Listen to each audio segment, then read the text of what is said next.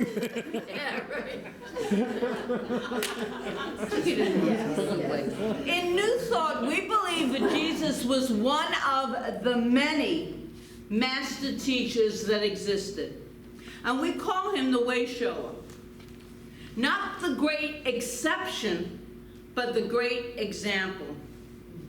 We do not deny the divinity of Jesus, but we do proclaim that that divinity resides in each and every one of us. We do not deny that Jesus was the Son of God, but we do proclaim that we are each and every one of us, sons and daughters of the divine. And we do not deny that the kingdom of heaven was revealed through Jesus, but the kingdom of heaven is also revealed through each and every one of us, to use biblical language. In this series of talks that we were doing, and are going to be doing almost to the end of October, was all about learning this profound lesson on how to do that Jesus, the master teacher, the way shower, the great example, gave us. And he gave us the miracle of the loaves and fish. And it is distilled and interpreted by Dr. Todd Michael in his book, The 12 Conditions of a Miracle. Dr. Michael was an emergency room doctor, medical doctor, for many, many years. His experience with the divine, he received this intervention that caused him to look at life in a whole different way. Look at miracles and what does that really mean? And wound up discovering a spectacular blueprint for setting up the conditions for creating miracles. In Jesus's miracle of the loaves and the fishes, it teaches us, he uses this as a great example, and it teaches us how to do that which he did. In this miracle, Jesus was teaching us to use the power that is in our very own souls through a series of 12 conditions. And I call them the 12 states of consciousness. And we are exploring those states of consciousness this month. And life really is all about consciousness. Science is proving that. They can't really prove it, but they're trying. We know it. We know everything is consciousness. We have looked at the first 4 states of consciousness already. And the first was emptiness, the desert, or we go within in meditation and create that space. Alignment was the second one. Alignment with divine love, with compassion, which is love in action. And the third was asking in a clear and concise manner. And the fourth was maximizing. Maximizing through being grateful for what we already have and expanding even more through appreciation. That expands our consciousness. And today we're going to jump right into conditions or states of consciousness 5, 6, and 7. So conditions 1 through 4, which I just spoke of, were in preparation. Condition 5 gets things really moving. It prepares the flow. The flow begins with a sincere gift. Flow is action. Flow is action.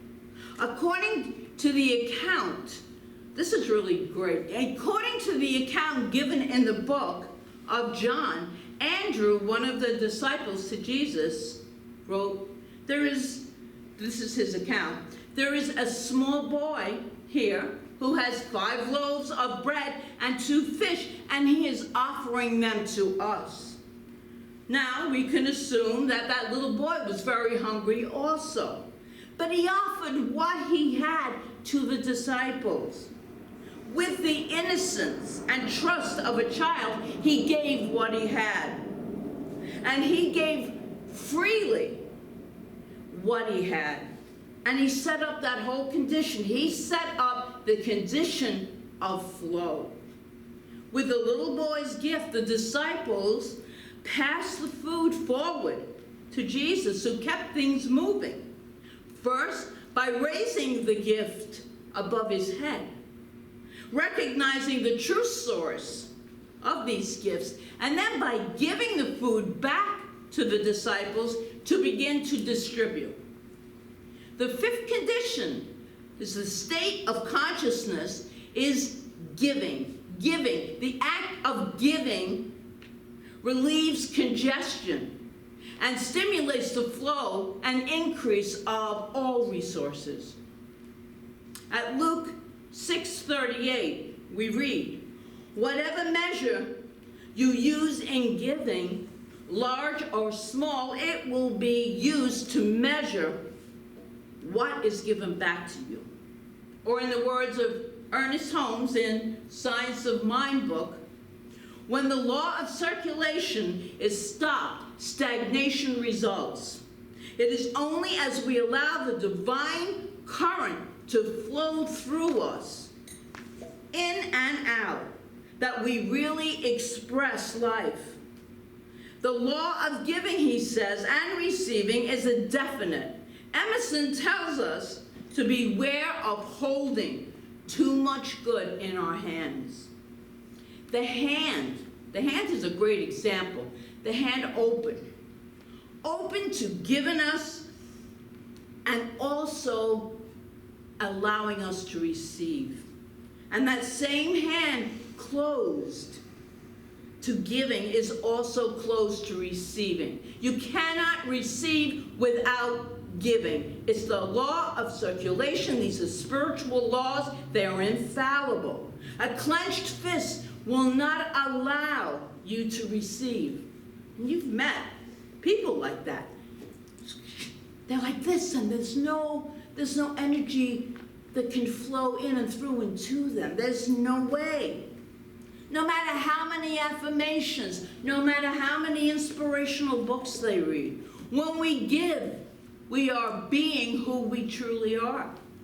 Ernest Holmes also says, the love of God is the divine givingness, the eternal outpouring of spirit through its creation. Or its creation, yeah? Some thoughts for activating the 5th condition, the condition of giving, are focus on the feeling behind whatever you're giving. Whether it's your time, your talent, your treasure, what you feel when you give, because you want to feel good when you give. Of course, the mere act of giving has power, but the intent behind the gift, that's the real power, the way you feel. As always, the conditions of a miracle work at the level of our consciousness. It works at the level of our consciousness. The generosity and love motivating you to give are ultimately what stimulates the flow. Don't part with things. There's no room for the good of God to fill your life. There just isn't. As always, the condition of a miracle worker at the level, it really takes effect at the level of our consciousness.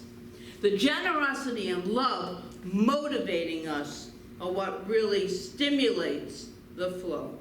The feeling of love and satisfaction and joy that result from true giving are activated, and they activate the law of attraction. We talk about the law of attraction. Well, if we're like this, there is no way the flow can come through to us. Thereby bringing into our lives experiences that will promote feelings of love, satisfaction, and joy in your life. There's a simple test that you can use to evaluate whether you are setting up conditions for a miracle through your giving. We know that a gift is capable of generating miraculous results. If the act of giving that gift makes you feel really good, then we know it is working. It is that simple. Do we feel good? Nothing attached, just give. And that's why when we genuinely tithe or make large donations, we feel excited. You should, or else don't do it. I know I feel like I am living in integrity, giving back to where I am spiritually nourished. I want to give back so I can receive more of this good. And that's why tithing is called a spiritual practice. And next, in the giving, no strings attached gift. A true gift is always released freely. Don't expect your relatives to send you little thank you notes or your grandchildren to text you thank you. And you wonder if they got it.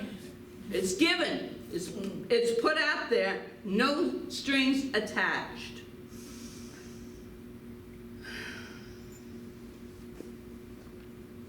So there is no expectation when we give a gift. That we don't expect the recipient will act in any certain way. The gift will be ineffective in promoting your own miracle if we are holding on to an expectation, a manipulation sometimes. Never give to manipulate someone in any way, however subtle, when you give. Let it go completely. The kind of giving that facilitates miracles involves a major shift in consciousness. It really does. Completely forget about the reaction of the recipient of your gift. Expect your true return, all of it, from the universe itself. This is how the universe works. It gives. It never takes. It's always giving. That means that we should receive, though, equally with great love. And the universe does receive when we are in that flow, when we're in that flow of giving and receiving. Remember that form follows thought, always, in all ways. When you expect a return from people, they can only be your channel. They are not the source of your good. Giving, as in receiving, will always be from individuals or whatever it is you get, is a channel. There's only one source, and that is God. So, universal channel or an individual channel, which one would you like to receive from? Finally, give consciously. Consciously and thoughtfully. Think about what you're doing. I know that when I pay all of my, think of this as I was preparing this, when I always bless when I mail out my bills or any gift or anything like that, I always do a little blessing over it. But then I was thinking, I'm paying a lot of my stuff online. I haven't been blessing the stuff I've been paying online. So now, it triggered that in me. I didn't think about it. So now when I pay my bills online, even the automatic ones, give thanks. I'm so grateful that I can pay my bill on time, that I can circulate all of this abundance, this prosperity. Now, moving on to condition number 6, which is really fun and really deep. Grounding. In both occasions when Jesus fed large numbers of people by expanding small amounts of food into large amounts of food, he told everyone to sit down on the ground or on the grass, depending on which. There are 4 Gospels. depending on which gospel version you read. So, digging into the original Greek text, as Dr. Michael did, Todd Michael, reveals another meaning for this passage. The Greek word for sit down on the grass actually means to recline or lay back in the garden. Now you might think this is a really odd thing. It's really odd. For people to lay, they're in the middle of the desert. They're laying down on the grass in the garden, sand. And it really was. Telling people to lay back in the garden doesn't really make sense when they're in the desert. There is no grass in the desert. There is no garden in the desert. The universal phrase must have a deeper metaphysical level of meaning. Michael writes this, Dr. Michael writes this. It turns out that this deeper level isn't difficult to uncover. The use of the word garden is very reminiscent of the Garden of Eden. Indeed, exploring the metaphor yields a worth of pertinent metaphysical information, which is completely consistent with the conditions of miracle, which is what we've been talking about. So what does this all mean? It's a lot. What does this all mean? Well, consider the story of the Garden of Eden and let it serve as a metaphor for the development of human consciousness. The original natural state of human beings is like that of a child. That's our natural state. A child has not yet eaten from the tree of knowledge, and it's a young child. As a result, the child is wholly in the present moment and free to experience things just the way they are.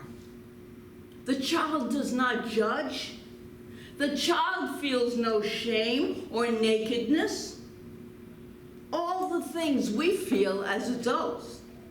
Just being just as he or she is in the garden of the present, that present moment. A child is perfectly grounded to receive the flow. As a result, he or she experiences no lack and has everything they need in great abundance. To lay back in the garden, then, is to relax and to return to the natural, childlike state of mind. Holmes tells us in Science of Mind how we long for a return of that simple trust in life, which children have. In their mind, there are no doubts. They have not yet been told they are sinners, destitute of divine guidance in a spiritual life. The life of a child, he says, is lived in natural goodness. We must return the way we came, as little children who know that life is good and can be trusted. So we open our consciousness in this way. The doors of perception will open, and we will be able to see the reality and abundance that exists in great profusion all around us. There's so much more than we even realize. And through the process of grounding, we will put ourselves in a position to receive our abundance, our good. Activating the condition or consciousness of grounding by staying present in this now moment. We can't say that enough. The past and the future do not exist. They don't exist. The only thing that truly exists is this present now moment. The rest are all figments of our imagination. Since the present is the only real place that we can be. We can't be in the past. We can't be in the future. We can only be here now. And then the next now. And then the next now. That is such an incredibly grounding spiritual practice. And it's the only place that you can receive anything of real value. You can't receive it in the future. You can't receive it in the past. You got to receive it now. In addition, the present is the only place that you can act from. You can only act from the present. It is the solid platform from which you can do real things to advance your dreams. If you have dreams or a vision, now is the place. And you go through your day. As you go through your day, return over and over again to this concept. Am I being present in the now moment? And then wake up and prosper. And finally, at least for today, because we have 12 of these conditions, is condition number 7. Condition number 7 is seeing. The miracle condition is described by the passage in Matthew 14:19. And he ordered the people to sit down on the ground. That's condition number 6. And he took the five loaves of bread and 2 fish, and he looked up to the heavens. Remember, he looked up to the heaven. Condition 7 is activated by the passage, he looked up to heaven. He saw, he was seeing. But this passage has a really deeper meaning than just a physical act of looking up. The act of looking up to heaven is described by 2 interesting original Greek words, which I cannot pronounce and I won't even try. But the first can mean to look, and it also means to recover sight.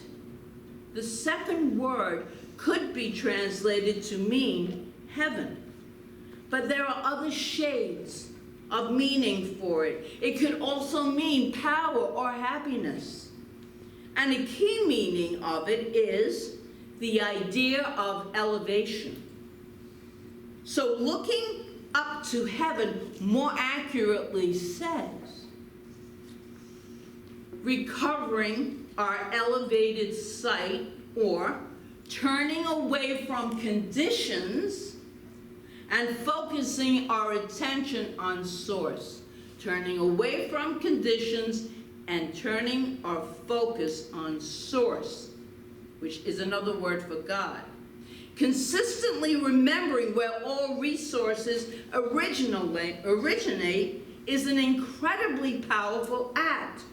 And what a spiritual practice that is. And I have to read you this. I know this is going to be a little bit of a long talk, but absorb it.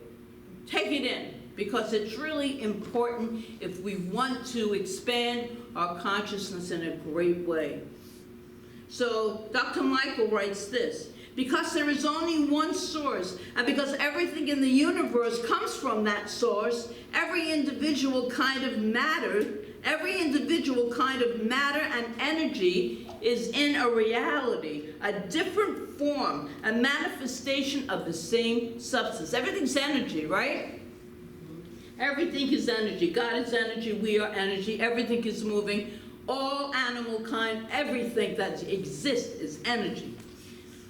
And that is exactly, he says, in this primordial substance. As many quantum physics have begun to suspect, it is not a subatomic particle like a lepton or a quark. It is consciousness. The channel or pipeline that will connect us with source is not made of tile or plastic. It is made of our consciousness. Our consciousness is everything. It's everything that truly exists, is at the very center of everything the scientists are studying today. It's all pure consciousness. Reshape your consciousness by seeing that which you have already have See what you have, which we did in condition number 3. And by connecting with Source, from which everything you don't yet have will appear. It'll come. That's condition number 7. The passage in Matthew tells us something important about Jesus' consciousness. It indicates that he must be seeing that which is already about to happen. That crowd was already supplied, and he saw that, he knew that.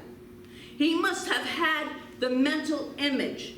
His subsequent actions clearly reflect that, since the next thing he did was begin to distribute these 5 loaves and 2 fish, confidently, generously, and without the slightest hesitation.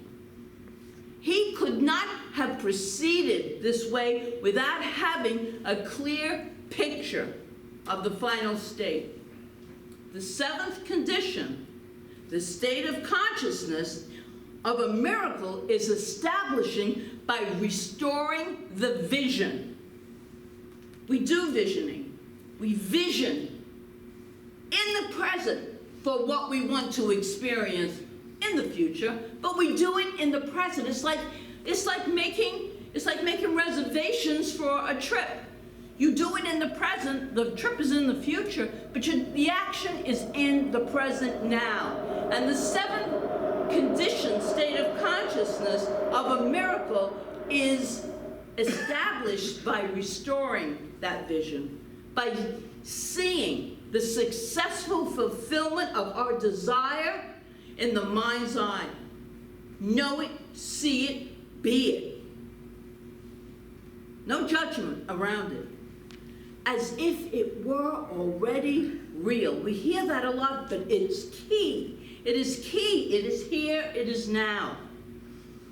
And I'm going to end with this. It's a powerful illustration of this idea. Admiral James Stockdale was the highest-ranking United States military officer in the Hanoi Hilton prisoner of war camp during the height of the Vietnam War. Tortured over 20 times during his 8-year imprisonment from 1965 to 1973. Stockdale lived out the war without any prisoner's rights. No set release date, no certainty as to whether he would survive or not to see his family again. How did he deal with this during those 8 years? After his release, he was interviewed, and he said this: "I never lost my faith. In the end of the story, I never doubted that I would get out." He clearly saw the end in his mind. He clearly believed, he was seeing. He clearly saw the release. Jesus clearly saw the end in mind. He saw people fed. So, just breathe that in. Well, my friends, we have explored more than half of the conditions of a miracle worker. As a reminder, they are emptiness, alignment, asking, maximizing, and today we added giving, grounding, and seeing. Have we applied any of these? The first 4 we already had.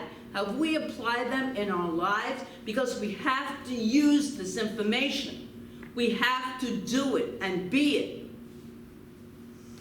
I continue to encourage each one of us to be really intentional about how we are going about living our lives. And because it's time we stop talking about what Jesus did and what we are going to start doing. As I said in the beginning, Jesus was the great way shower, the example. He told us, these and greater you can do. So we now have that opportunity to start and to begin to be the miracle worker in our lives. So it is.